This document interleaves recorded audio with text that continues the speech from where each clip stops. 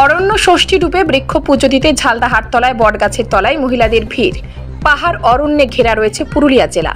আদিকাল থেকে এখানকার মানুষ পুজো করেন প্রকৃতিকে।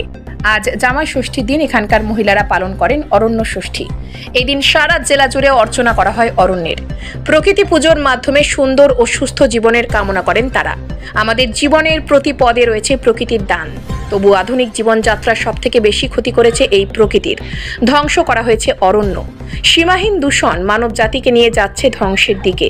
মানুষ আজ আটকে পড়েছে মহামারীর করাল ছায়ায়। পুরুলিয়া জেলা এখনো সবুজ অরণ্যে ঢাকা। বহু যুগ ধরে এখানে মানুষ নিজেরাই রক্ষা করে আসছেন প্রকৃতিকে।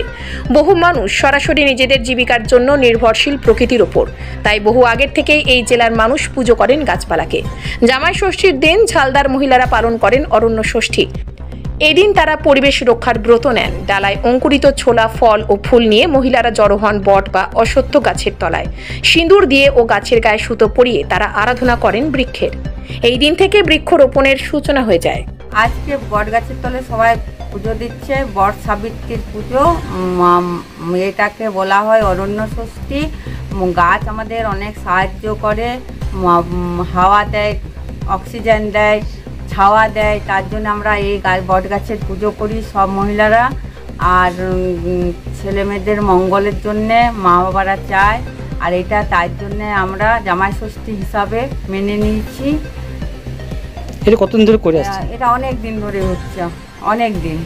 আজকে অরণ্য ষষ্ঠী হচ্ছে যে বট গাছের বৃক্ষর উপরে মায়েরা, ঘরের মায়েরা এবং দিদারা দীর্ঘ আমল দিয়ে পুজো দিয়ে আসছে। বট গাছের আসল উদ্দেশ্য হচ্ছে যে পরিবেশকে রক্ষা করার জন্য, যে প্রকৃতির উপরে আমাদের এই ঝালদা পুরুলিয়াবাসী এখন তো প্রকৃতির উপরে বেশি নির্ভরশীল।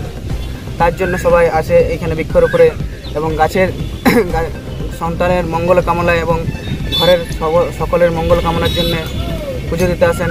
এবং আগামী দিনেও যাতে গাছ এবং পরিবেশ ঠিক থাকে, অক্সিজেন ঠিক থাকে, তার জন্য মায়েরা এখানে পুজো দিতে আসেন। তার সাথে সাথে এখানে জামাই ষষ্ঠীরও পুজো হয় এবং অরণ্য ষষ্ঠী এবং জামাই ষষ্ঠী দুটোরই পুজো হয় আজকে।